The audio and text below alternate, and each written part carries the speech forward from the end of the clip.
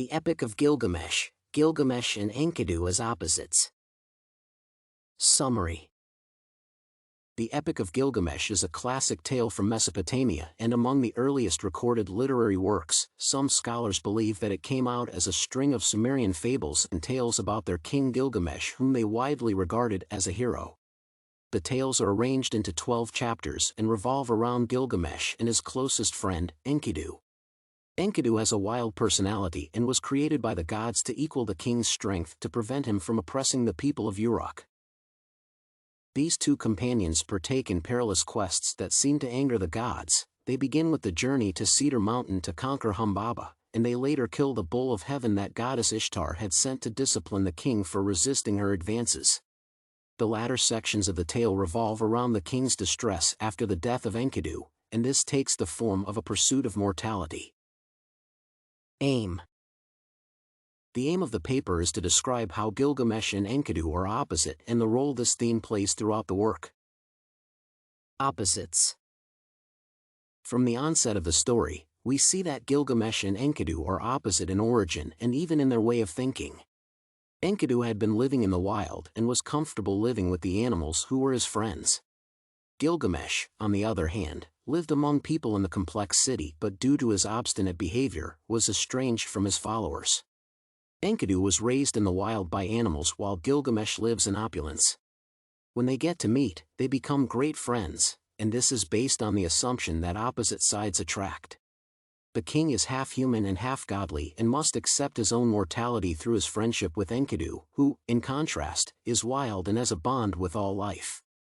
It is through the interaction with his opposite man, Enkidu, that Gilgamesh learns to evaluate his conduct and starts to change. Gilgamesh is devoted to separation and is well known for building walls. He aims to establish himself at the expense of others, but Enkidu is devoted to union and fights to bring together opposite sides to have peace and coexistence. When they come together, Gilgamesh and Enkidu confront their known world, the power of the gods, and the revered creatures of nature. The moral lesson from their union and subsequent working together is that life flows through unions of opposites. The union between these two men led to a balance between them as the friendship benefited one another. This friendship was so strong that Enkidu laid down his life to protect the king. During his reign as king of Uruk, Gilgamesh was not liked by his subjects and his lack of consideration led him to rape and murder randomly. Thus, people lived in fear. When matters got out of hand, he pleaded with the gods for assistance. This is when Enkidu was created, an opposite of the king who would equal his temper and strength. Together, these two opposites set off on many adventures, fought several battles, and were always even level on strength. When they returned, the goddess Ishtar noticed the change in the king's conduct and appointed him as her personal companion. Gilgamesh knew that accepting this position would lead to his death and was unwilling to take the offer.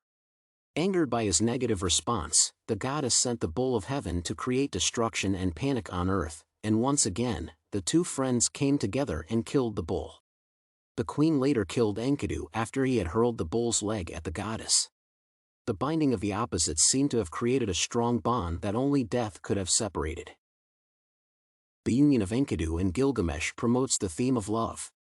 It is through love that Enkidu acts as the protector of Gilgamesh. He is sent by the gods to come and help him, and once they have become friends, fight many battles together. In the latter stages of the tale, we see Enkidu again exhibit love and sacrifice his own life to save the earth. Other works. The Epic of Gilgamesh influenced many works done in later years. There are numerous verses, themes, and episodes replicated in other classical works, and these point to the degree of influence that this tale had. Examples of such works include Odyssey, a Greek poem attributed to Homer. The story of Nebuchadnezzar's madness from the Book of Daniel in the Bible is also thought to have been influenced by this tale. Another influence occurred in the Alexander the Great fable in Syrian traditions. Alexander roams through a region of dimness and terror while seeking the water of life. He comes across strange occurrences and gets the water, but like Gilgamesh, fails to turn into an immortal being. He also arrives at the spot where the sun rises from the earth.